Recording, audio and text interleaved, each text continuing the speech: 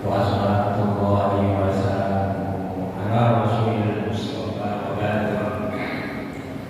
Alhamdulillah, syukur kepada Subhanahu wa ta'ala yang mana pada malam hari ini Allah berikan kita semua kenikmatan dan sehat sehingga kita sama-sama dapat hadir di masjid untuk melaksanakan salat berjamaah dan sekaligus insyaallah kita akan melaksanakan salat tarawih bersama. Siapa Bapak? Halo. Siapa Bapak? Masih puasa? Masih berpuasa? Enggak. Saya juga berpuasa. Ibu-ibu sehat? Alhamdulillah. Alhamdulillah, syukur Allah Subhanahu wa ta'ala. Kesehatan pada malam hari ini Allah berikan kepada kita semua.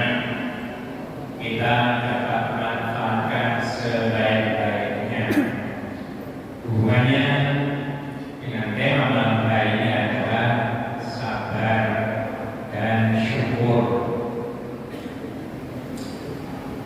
Ibadah yang dirahmati Allah, dalam kehidupan ini tidak semua yang kita inginkan menjadi kenyataan. Tidak semua yang kita mau dapat mendapatkannya. Di dalam hidup ini ada 3 unsur yang harus kita sama-sama perhatikan. 1, ada hal kalau itu tingkah laku, perbuatan sehari-hari. Yang kedua, adanya ilmu. Yang ketiga, adanya amal. 3 hal ini kalau kita bisa memadukan jadi satu, kenikmatan dunia dan kenikmatan akhirat akan bisa kita capai sama-sama. Bapak Ibu yang dirahmati Allah, tingkah laku sehari-hari yang kita buat itu adalah merupakan satu standar kehidupan. Orang tidak sakit, orang tidak gila, orang tidak jenuh, 3 ayat normal biasa. Itu namanya ada gerakan sehari yang dinamakan hal gerakan.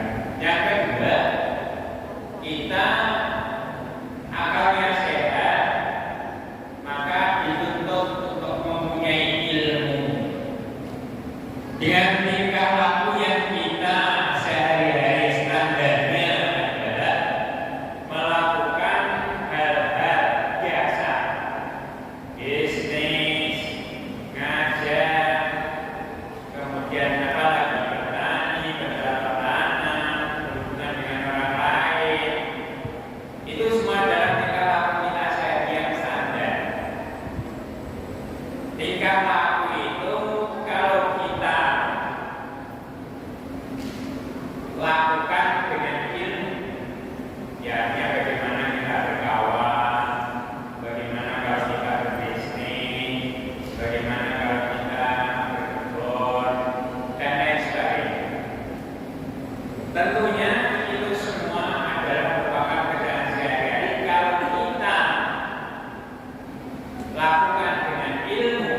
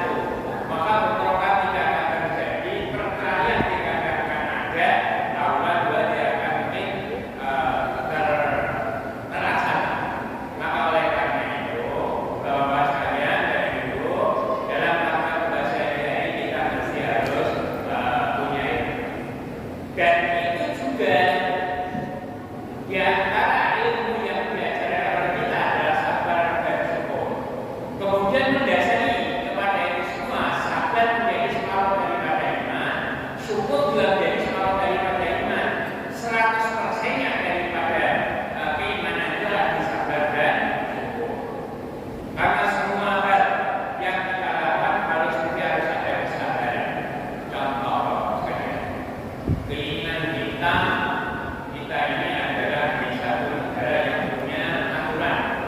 Maunya semua orang itu mengikuti aturan. Bagi mereka yang tidak paham aturan, tetapi tidak bisa menjawab kita semua. Kita tidak akan terjawab dengan keinginan kita.